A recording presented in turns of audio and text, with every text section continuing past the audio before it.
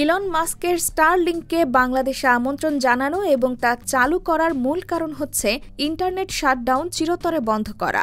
অন্তর্বর্তী সরকারের প্রধান উপদেষ্টার প্রেস সচিব শফিকুল আলম মঙ্গলবার নিজের ভেরিফাইড ফেসবুকে দেওয়া এক পোস্টে একথা বলেন। শফিকুল আলম তার পোস্টে লিখেছেন, স্বৈরাচারী শেখ হাসিনার সরকার ১৬ বছরের শাসনকালে অনেকবার ইন্টারনেট বন্ধ করেছে। বিক্ষোভ দমন করতে বা বিরোধী কোনো বড় আন্দোলন দমন করার ক্ষেত্রে স্বৈরশাসক ও একনায়কদের প্রিয় একটি হাতিয়ার হচ্ছে ইন্টারনেট শাটডাউন। কিন্তু এই প্রক্রিয়ায় লাখো ফ্রিল্যান্সার ক্ষতিগ্রস্ত হয়েছিলেন। কেউ কেউ তাদের চুক্তি এবং চাকরি চিরতরে হারান। শফিকুল আলম লিখেছেন, বাংলাদেশের বাজারে স্টারলিংকের আগমনের অর্থ হল ভবিষ্যতে কোনো সরকারই ইন্টারনেট সম্পূর্ণরূপে বন্ধ করতে পারবে না। ইন্টারনেট বন্ধ করার নতুন কোনো চেষ্টায় নিদেন পক্ষে বিপিও প্রতিষ্ঠান, কল সেন্টার ও ফ্রিল্যান্সাররা ক্ষতিগ্রস্ত হবেন না।